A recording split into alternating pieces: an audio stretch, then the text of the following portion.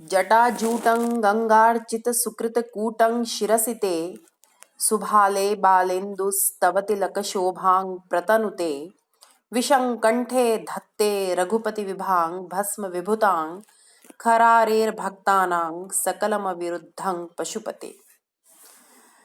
सर्वेभ्यो नमः। अद्य पाठं वयम् आरभामहे।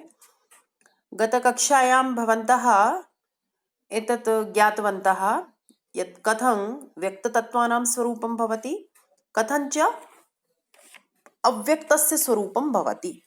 एकस्यामेव कारिकायाम् ईश्वरकृष्णः कथयति विपरीतम् अव्यक्तं। तेन भवन्तः ज्ञातवन्तः यत् कथं 23 व्यक्ततत्त्वानि भवन्ति, पुनश्च विपरीतं कुर्मश्चेत् अव्यक्तस्य स्वरूपं भवति, अर्थात् प्रधानस्य स्वरूपं भवति, प्रकृतेः स्वरूपं वयं ज्ञातुं शक्नुमः। तर्हि अत्र एकदा पुनः स्मारयामि, व्यक्ततत्त्वानां स्वरूपे भवन्तः किं ज्ञातवन्तः? व्यक्तं हेतुमत् भवति, अनित्यं भवति, अव्यापि भवति, सक्रियं भवति, अनेकं भवति, आश्रितं भवति, लिङ्गं भवति, सावयवं भवति, परतन्त्रं च भवति। पुनश्च विपरीतं कुर्मः तर्हि अव्यक्तस्य स्वरूपं वयं पश्यामः। मया प्रदर्शितमासीत् एवमपि कथम् अस्मिन् भागे व्यक्ततत्त्वानां स्वरूपं वर्णितं, पुनश्च विपरीतं वयं कृतवन्तः, तर्हि अत्र प्रधानस्य स्वरूपं भवन्तः ज्ञातवन्तः। अग्रे अद्य पश्यामः अस्यां कारिकायां किमुच्यते ईश्वरकृष्णेन। त्रिगुणमविवेकी विषयः सामान्यमचेतनं प्रसवधर्मि व्यक्तं तथा प्रधानं तद्विपरीतस्तथा च पुमान्। अन्वयं पश्यन्तु। व्यक्तं तथा प्रधानं। व्यक्तं तथा प्रधानं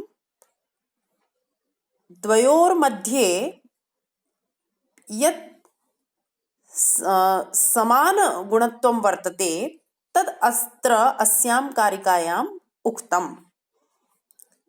केचन समानगुणाः सन्ति, ये गुणाः व्यक्ततत्त्वेषु अपि दृश्यन्ते, पुनश्च प्रकृतौ अथवा प्रधाने अपि दृश्यन्ते। ते के गुणाः? तर्हि उक्तं त्रिगुणम् अविवेकी विषयः सामान्यम् अचेतनं प्रसवधर्मी। कारिकायां पश्यन्तु। त्रिगुणम् अविवेकी विषयः सामान्यम् अचेतनं प्रसवधर्मी व्यक्तं तथा प्रधानम्। अत्र पूर्णविरामं कुर्वन्तु। तर्हि एतावत् किम् उच्यते? व्यक्तं कथं तत्त्वं वर्तते, पुनश्च प्रधानं कथं वर्तते। तर्हि एतत् सर्वम् अत्र उक्तं। प्रधानं व्यक्तं च त्रिगुणम् अविवेकी विषयः सामान्यम् अचेतनं प्रसवधर्मी च। पुनश्च अग्रे उच्यते एकस्मिन् पादे तद्विपरीतस्तथा च पुमान्। विपरीतं कुर्मश्चेत् कस्य स्वरूपं भवति? पुरुषस्य स्वरूपं भवति। आप लोगों ने जो पिछली कारिका में पढ़ा, हेतुमदनित्यम अव्यापि सक्रियम अनेकम आश्रितम लिंगम सावयवम परतंत्रम व्यक्तम विपरीतम अव्यक्तम। अब इस दशम कारिका को एकादशम जो कारिका आपने देखी, उन दोनों के साथ में आप जोड़िए तो आप जान पाएंगे एक साथ व्यक्त तत्वों का स्वरूप, अव्यक्त का स्वरूप और पुरुष का स्वरूप। तो हमने इस कारिका में जैसे देखा कि व्यक्त तत्व में ये गुण होते हैं। व्यक्त तत्वों के अंदर हमें कौन से गुण प्राप्त हुए? तो हमने पाया हेतुमत, अनित्यम, अव्यापी, सक्रियम, अनेकम, आश्रितम, लिंगम, सावयवम और परतंत्रम। और ये 9 गुण जो है ये अव्यक्त अर्थात प्रधान प्रकृति में नहीं होते, वह इसके विपरीत स्वरूप वाली है। कैसी है वह?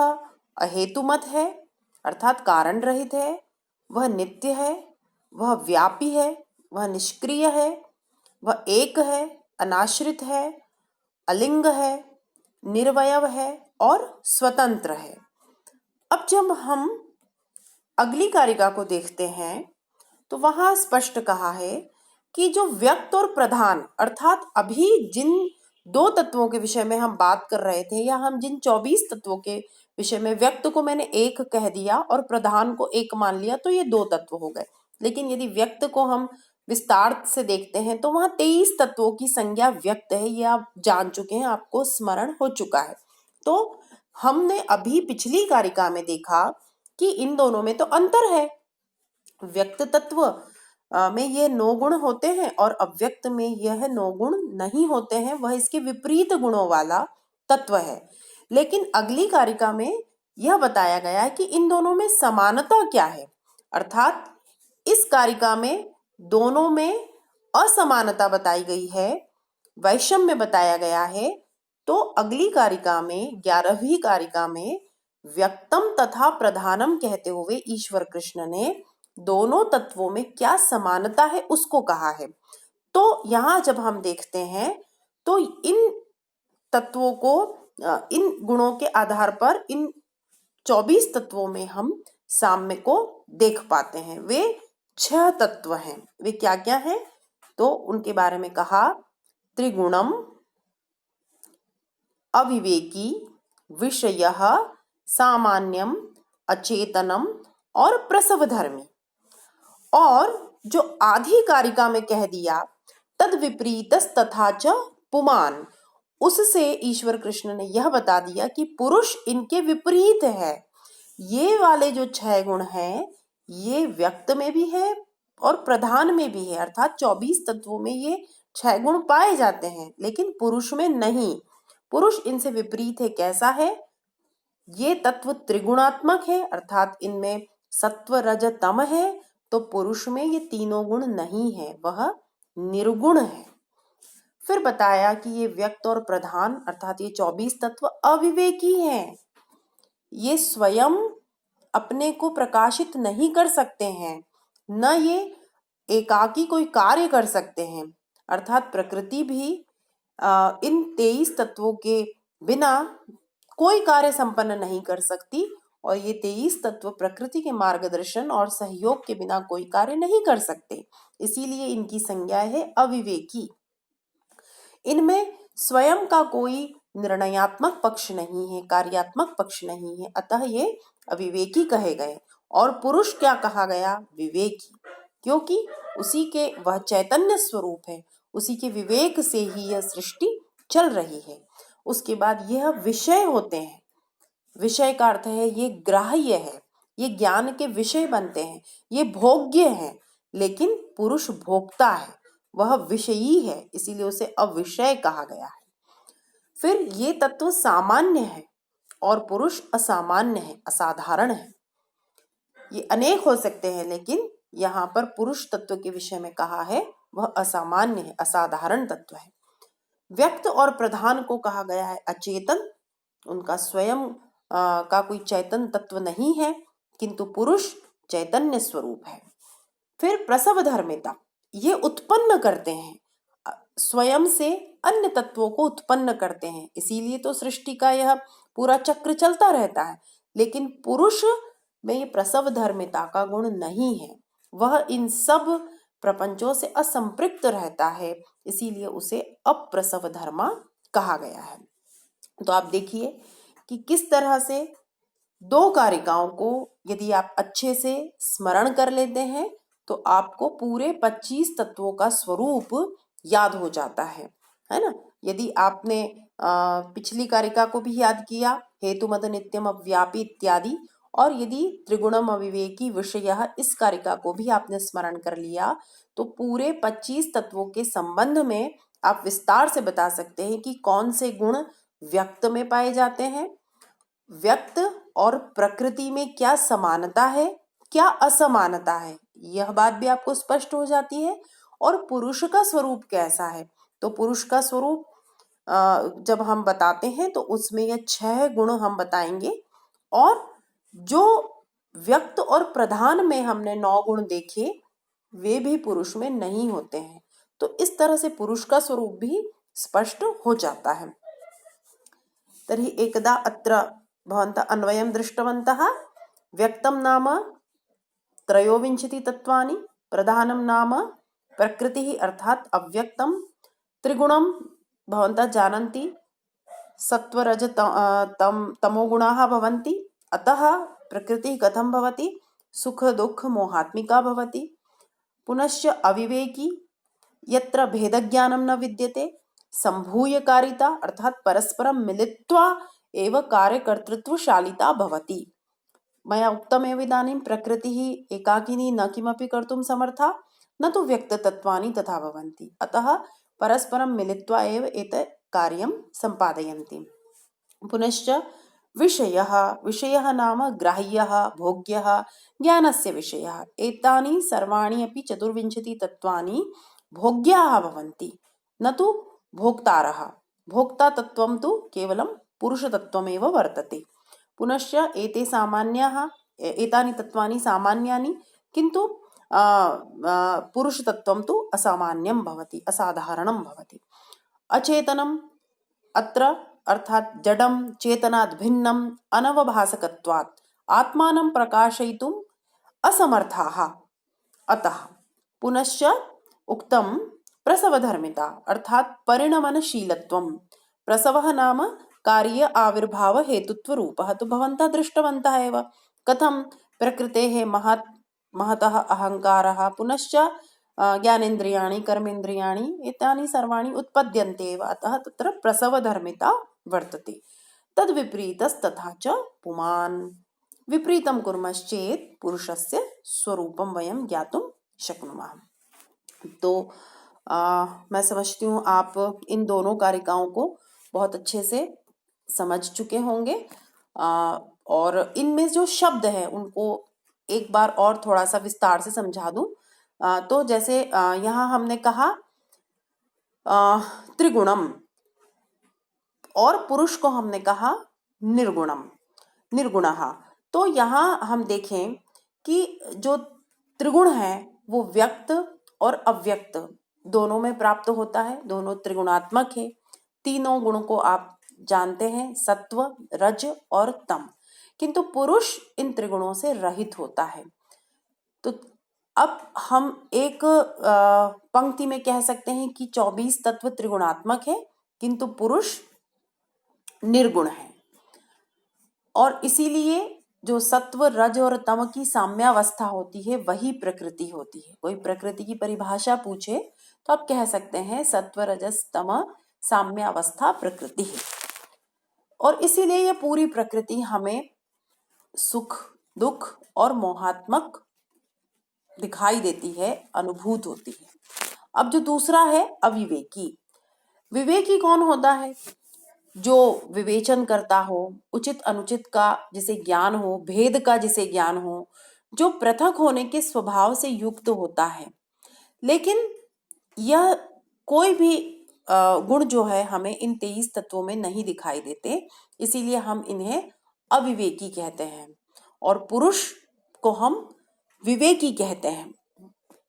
अव्यक्त जितने भी तत्व हैं वे एकाकी कोई भी कार्य को करने में समर्थ नहीं है, और वे भिन्न नहीं हो सकते। जैसे प्रकृति भी उनसे मिलकर ही कार्य को संपन्न करती है, वही प्रकृति का स्वरूप बनते हैं। और ये 23 तत्व भी अपने किसी भी कार्य को प्रकृति के बिना, उसके तादात्म्य के बिना संभव नहीं कर पाते हैं। इसीलिए इनकी संज्ञा अविवेकी कही गई है। अब जो अगला गुण इनका कहा गया है वह है विषय। तो विषय का अर्थ जैसे मैंने कहा ग्राह्य, जो पदार्थ ग्रहण किए जाते हैं उन्हें ग्राह्य कहा जाता है, उन्हें विषय कहा जाता है। शब्दादि जैसे हैं वे ग्रहण किए जाते हैं, अतः वे विषय हैं। इसीलिए व्यक्त और अव्यक्त दोनों ही ज्ञान के विषय बनते हैं। और इन्हें हम भोग्य भी कह सकते हैं, क्योंकि इनका भोग किया जाता है। लेकिन जो भोग होते हैं और जो भोक्ता होता है वह पृथक होता है। हम किसी भी वस्तु का निर्माण करते हैं तो वह किसी न किसी के भोग के लिए होती है, और यही जब अभी हम पुरुष की सिद्धि पढ़ेंगे तो उसमें भी यह एक विषय बन के हमारे सामने आता है। सामान्य कहें तो सामान्य का अर्थ होता है साधारण। तो जो सर्वसाधारण होता है वह सर्वत्र विद्यमान होता है, अनेक जन के द्वारा वो ग्रहण किया जाता है। जैसे जो भौतिक वस्तुएं हैं, घटपट इत्यादि, वे विभिन्न पुरुषों के द्वारा, मनुष्यों के द्वारा उपभोग के योग्य होती हैं, तो इसीलिए उनकी जो संज्ञा है वह सामान्य है। और जो पुरुष है वह इनसे भिन्न है, वह असाधारण है। वह इस तरह का उसका स्वरूप नहीं है कि वह एक ही समय में अनेक मनुष्यों के द्वारा उसका ग्रहण किया जा सकता हो, इसीलिए पुरुष को असाधारण या असामान्य कहा गया है। फिर कहा है अचेतन। चेतन का क्या तात्पर्य होता है? जो स्वयं को प्रकाशित कर सकता है, किसी और के प्रकाश से वह प्रकाशित नहीं होता, और जो तत्व किसी और के प्रकाश से प्रकाशित होता है वह जड़ कहा जाता है। तो ये जो 24 तत्व है ये जड़ है। देखिए, सांख्य कारिका में हर कारिका से अनेक प्रश्न बनते हैं, इसीलिए इसमें जो छोटी छोटी बातें हैं, एक एक शब्द में एक एक प्रश्न छुपा है। इसे आप ध्यान से सुनेंगे तो यह आपको स्मरण भी हो जाएगी और बड़ी ही सरलता से आप अनेक प्रश्नों के उत्तर दे पाएंगे। तो कोई आपसे प्रश्न करें कि सांख्य के अनुसार जड़ तत्वों की संख्या कितनी है, तो हम कहेंगे 24। ये सभी 24 तत्व जड़ है, वे स्वयं को प्रकाशित नहीं करते। सामान्यतया छात्रों को यह भ्रम हो जाता है कि प्रकृति जड़ कैसे हो सकती है, किंतु प्रकृति का स्वरूप भी जड़ ही है। अभी हम इस विषय पर जब और भी प्रकृति पुरुष की सिद्धि में चर्चा करेंगे तब बात करेंगे, इसलिए अभी केवल आप इतना स्मरण करिए कि ये 24 तत्व जड़ है, स्वयं को प्रकाशित करने में समर्थ नहीं है। ये सुख दुख और मोह स्वरूप होते हैं, इसलिए चैतन्य नहीं होते। और जो हमें मन और बुद्धि में एक चैतन्य की प्रतीति होती है, वह प्रतीति किस लिए होती है? पुरुष तत्व के कारण, इन तत्वों के कारण नहीं। जैसे मैं आपको पहले भी मैंने उदाहरण दिया कि जैसे विद्युत के बहुत सारे यंत्र होते हैं, तो उन यंत्रों में वह प्रकाश नहीं है, वह प्रकाश तो हमें उस विद्युत प्रवाह के कारण प्राप्त होता है। तो हमारे घर में हमने कितने ही गोल दीप, दंड दीप इत्यादि सुसज्जित कर लिए हों, किंतु जब तक वह विद्युत धारा उसमें प्रवाहित नहीं होंगी तब तक वे प्रकाशित नहीं होंगे। तो इसी तरह का यह एक संबंध है, यह मैंने आपको एक लौकिक उदाहरण से स्पष्ट किया। अब आप आगे देखिए, प्रसव धर्मी। प्रसव धर्मी का अर्थ है जो परिणामशील होता है, जो परिणाम को उत्पन्न करता है। तो व्यक्त और अव्यक्त तत्व ऐसे हैं जो नित्य परिणाम को प्राप्त करते हैं और सतत इनसे परिणाम होता रहता है। तो जो हमने देखा महत तत्व, उससे अहंकार और निरंतर अन्य तत्वों की उत्पत्ति होती है, तो इनमें प्रसव धर्मिता का गुण है। लेकिन जो पुरुष तत्व है वह इनसे भिन्न होता है, वह इस प्रसव धर्मिता का गुण उसमें नहीं होता और वह किसी भी तत्व को उत्पन्न नहीं करता। तो इस तरह से कुछ दृष्टियों से असमानता, कुछ दृष्टियों से समानता, इस प्रकार से हमने इन तत्वों का स्वरूप समझा। इदानीम् अग्रे चलामः। अहं चिन्तयामि विस्तरेण मया एतत् सर्वं प्रतिपादितम्। अग्रे पश्यामः, अग्रे किं कथयति। इदानीं त्रिगुणानां विषये चर्चा भवति। अभी अभी जैसे बात हुई कि प्रकृति त्रिगुणात्मक है, तो अब जो पिछली कारिका में कोई एक नया शब्द आता है, कोई नई अवधारणा आती है, उसे ईश्वर कृष्ण अगली कारिका में स्पष्ट करते चलते हैं, यह उनके ग्रंथ की पद्धति है। तो हमने देखा यहाँ त्रिगुणों के विषय में बात हुई, तो उन्होंने अगली कारिका में त्रिगुणों पर प्रकाश डाला है। प्रकृति त्रिगुणात्मिका है। अब वे 3 गुण कौन से हैं और उनका क्या स्वभाव है, क्या प्रयोजन है, क्या लक्षण है, इसी के विषय में उन्होंने अगली दो कारिकाएं कही है, तो उनके विषय में हम बात करते हैं। कहते हैं प्रीत्य प्रीति विषादात्मकाः प्रकाश प्रवृत्ति नियमार्थाः अन्योन्याभिभवाश्रय जनन मिथुन वृत्तयश्च गुणाः। ये गुण कैसे हैं? अन्वय देखिए, प्रीति अप्रीति विषादात्मकाः। अब आप सामान्य रूप से जानते हैं सत्व, रज और तम को। सत्व गुण जो है उसके लिए कहा गया है प्रीति, प्रीतिकारक है, सुख स्वरूप है। अप्रीति जो कहा गया है वह कहा गया है रजोगुण के लिए, वह दुख स्वरूप है। और विषादात्मक जो कहा गया है वो तमोगुण के लिए कहा गया है, वह मोह स्वरूप है। फिर कहा प्रकाश प्रवृत्ति नियमार्थाः। फिर उसी क्रम से आइए, प्रकाश जो वैशिष्ट्य कहा गया है, प्रकाशित करने का जो गुण है वह सत्व गुण के लिए कहा है। प्रवृत्ति जो कहा गया है वह रजोगुण के लिए कहा गया है। और नियमन, नियंत्रण जो कहा गया है वह तमोगुण के लिए कहा गया है। तो यहाँ पर तीनों गुणों के लिए क्रमशः दो दो तथ्य कहे गए हैं। सत्व कैसा है? प्रीतिकारक है और प्रकाशित करने वाला है। रजोगुण कैसा है? अप्रीतिकारक है और प्रवर्तना करने वाला है, प्रवृत्त करता है। और तमोगुण कैसा है? विषादात्मक है और नियमन करने वाला है। तो देखिए, तीनों गुणों के विषय में दो दो वैशिष्ट्य बता दिए। उसके बाद कहा और इन गुणों में क्या विशेषता है। तो अब इनका स्वभाव, ये जिस तरह का कार्य करते हैं, जिस तरह से ये रहते हैं, वो आगे के 4 शब्दों में कह रहे हैं ईश्वर कृष्ण। मैं आपको एक एक शब्द खोल के बता रही हूँ, परस्पर उनका संबंध भी बता रही हूँ।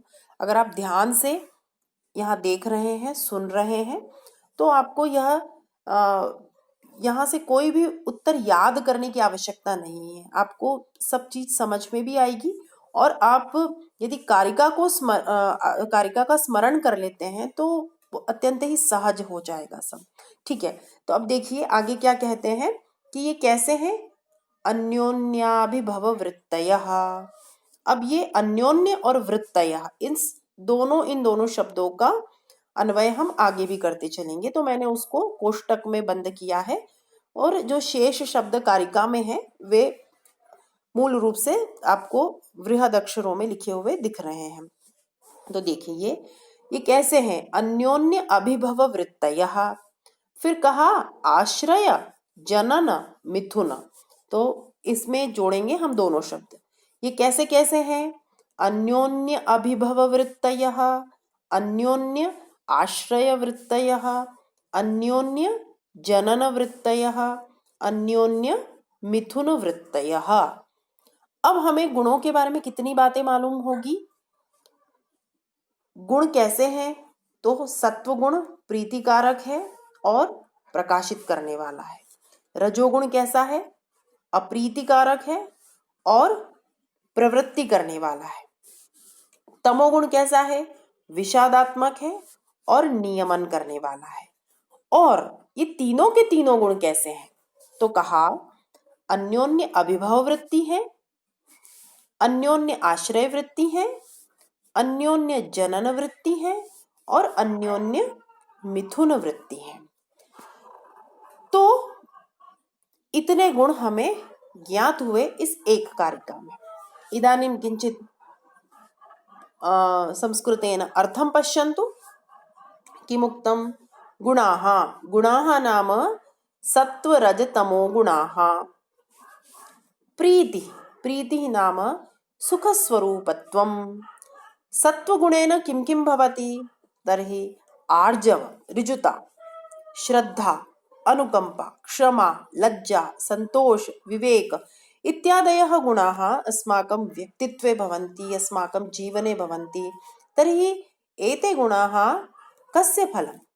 सत्त्वगुणस्य फलम् इति अत्र वक्तुम् इच्छन्ति। पुनश्च अप्रीतिः। अप्रीतिः नाम दुःखस्वरूपत्वम्। एतत् दुःखं किमर्थम् आपतति? रजोगुणवशात्।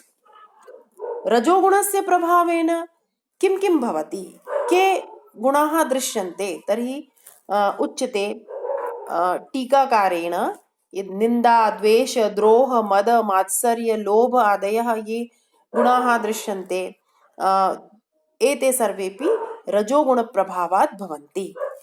पुनश्च तमोगुणेन किं सम्भवति? तर्हि तमोगुणस्य स्वरूपं पूर्वं तु उच्यते मोहस्वरूपत्वम्। तमोगुणेन मोहस्य उत्पत्तिः जायते। पुनश्च एतस्य प्रभावेण किं भवति? तर्हि उक्तं विप्रलम्भ, कार्पण्य, कुटिलता, भय, ईर्ष्या, नास्तिक्य, अज्ञान इत्यादीनां प्रभावः जीवने दृश्यते। तर्हि सर्वेषां जीवने त्रिगुणानां प्रभावं वयं पश्यामः। पुनश्च तेषां कारणात् भिन्नं भिन्नं परिणामम् अपि वयं प्राप्नुमः। अग्रे पुनः उच्यते प्रकाशप्रवृत्तिनियमार्थाः। तर्हि सत्त्वगुणेन किं भवति? प्रकाशविधानम्। एतदेव सत्त्वगुणप्रयोजनं भवति।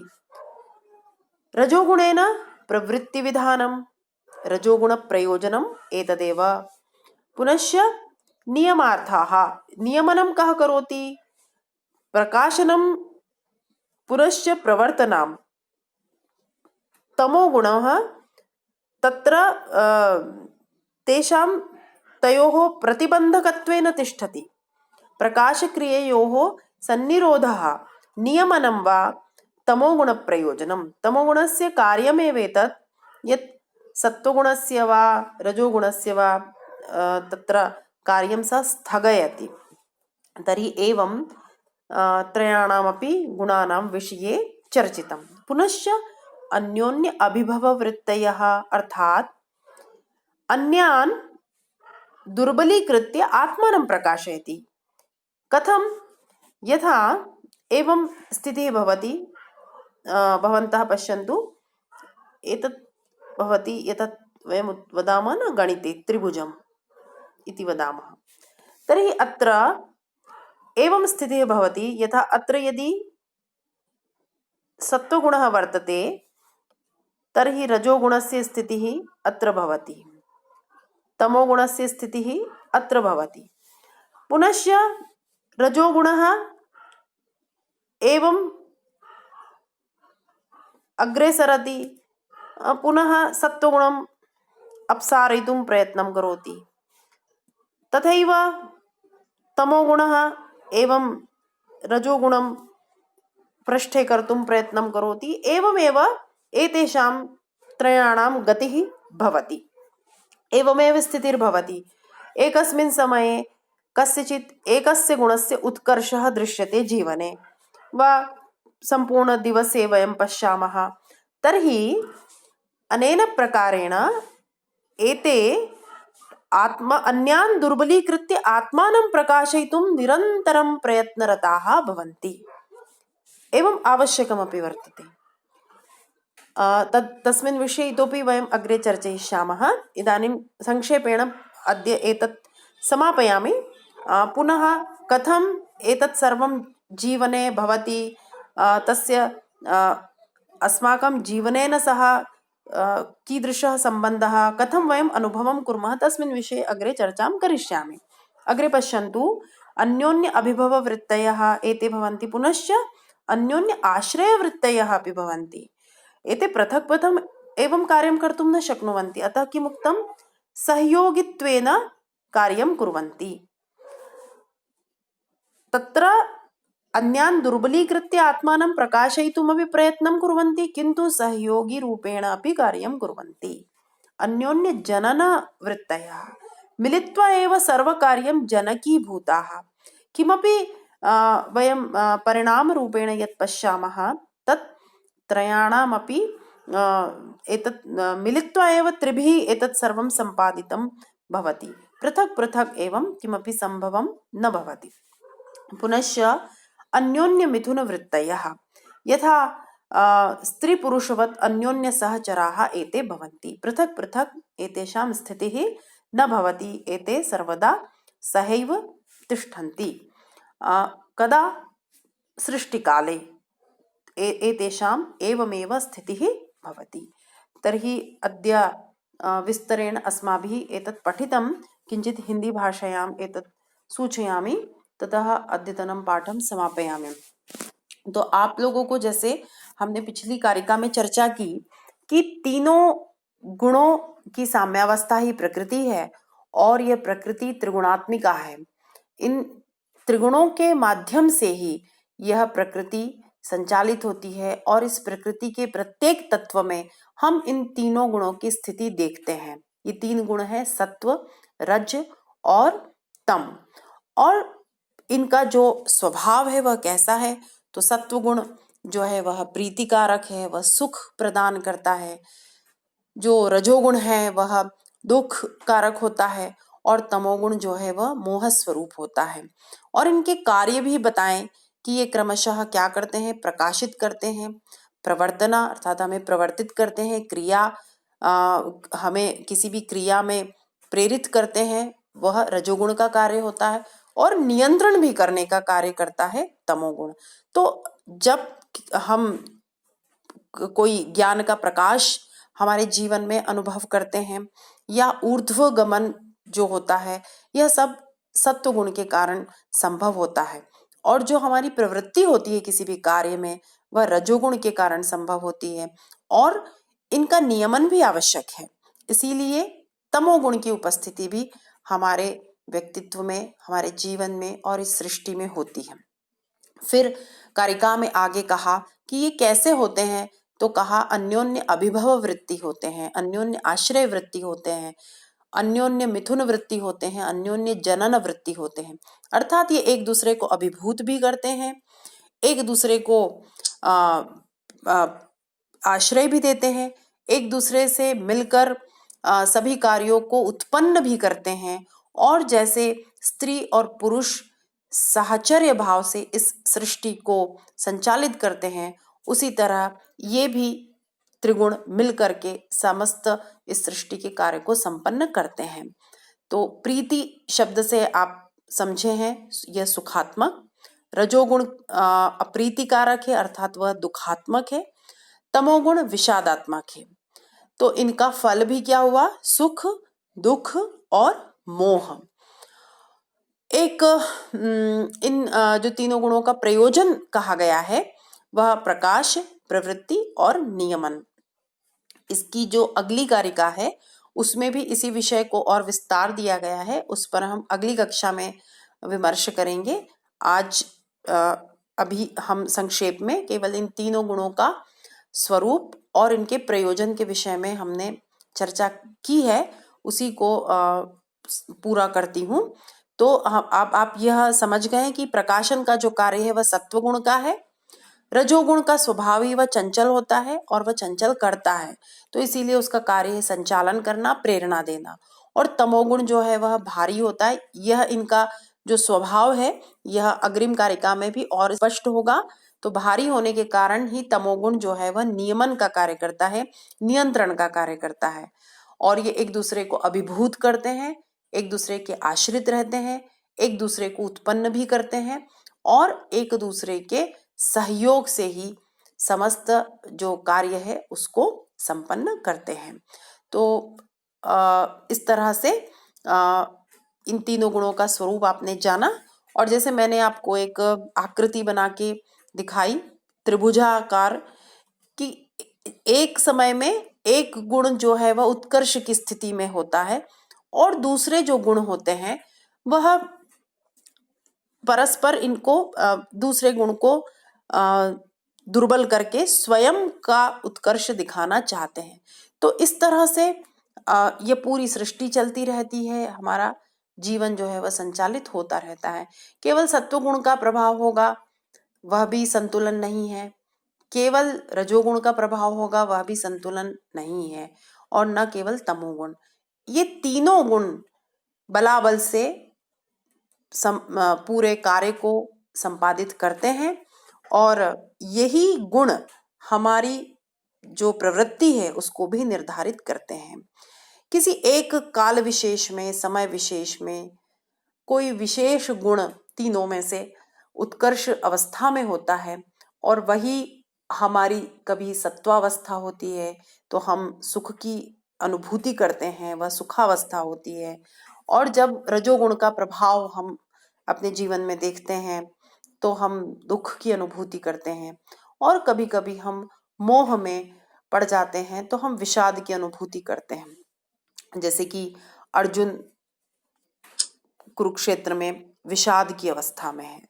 तो ये तीनों गुण जो है इनका स्वरूप बहुत ही सुंदर तरीके से सांख्य कारिका में इसका विवरण किया गया है, और इस पे हम अगली कक्षा में भी चर्चा करेंगे।